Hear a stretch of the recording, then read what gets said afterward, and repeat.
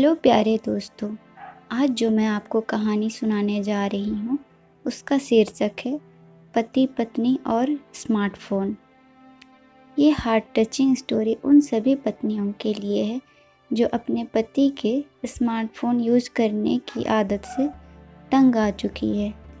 एक समय की बात है, सुधा अपने पति की आदतों से बहुत परेशान हो चुकी थी। उसका पति दिन रात अपने स्मार्टफ़ोन के पीछे लगा रहता था और उस पर बिल्कुल भी ध्यान नहीं देता था। अपने पति के इन आदतों को देखते हुए सुधा का मन बहुत चिंतित और दुखी रहने लगा था।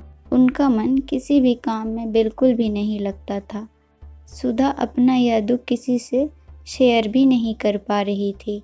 तब सुधा के मन में ख्याल आया कि मैं कुछ दिनों के लिए अपने मायके चली जाती हूँ।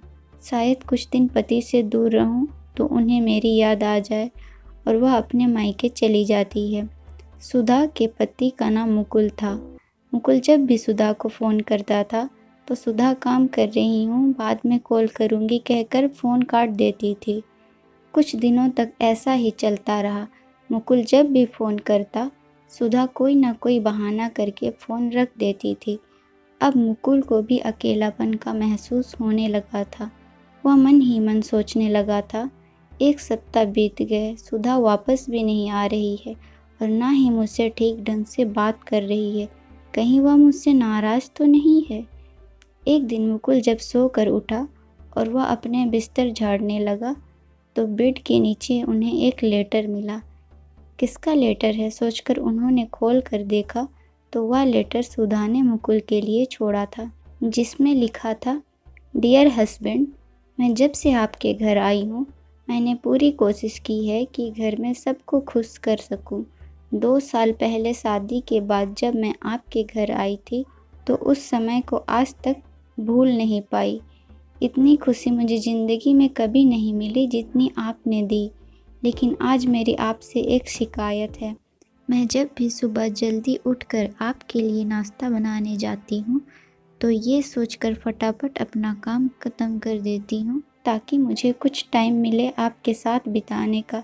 लेकिन ये स्मार्टफ़ोन तो जैसे मेरा दुश्मन ही बन गया है।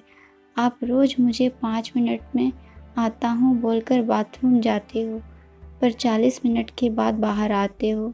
मैं हर बार ये सोचती हूँ कि आपके साथ आराम से बैठकर कुछ नाश्ता करूँगी, लेकिन जब आप बाहर आते हो तो हड़बड़ी में पूरा खाना खाए बिना ही ऑफिस चले जाते हो। मैं इतने प्यार से आपके लिए नाश्ता तैयार करती हूँ ताकि आप अच्छे से खाना खाएं और कभी तो मेरे बनाए खाने की तारीफ़ करें, लेकिन हर बार आप 2 निवाले खाकर फट से निकल जाते हो। क्या आपको पता नहीं कि नाश्ते की अधूरी प्लेट उठाना मुझे कितना बुरा लगता है? इतनी मेहनत से मैं खाना बनाती हूँ, सब व्यर्थ हो जाता है। यही सिलसिला मैं पिछले 2 महीने से देख रही हूँ। क्या मैं अब आपको अच्छी नहीं लगती? क्या मेरा बनाया खाना अब आपको स्वाद नहीं लगता? अब क्या हो गया है आपको? कभी कभी तो मुझे बहुत गुस्सा आता है, लेकिन अगर कुछ कहूँगी तो आपको भी बुरा लगेगा और माँ जी को भी।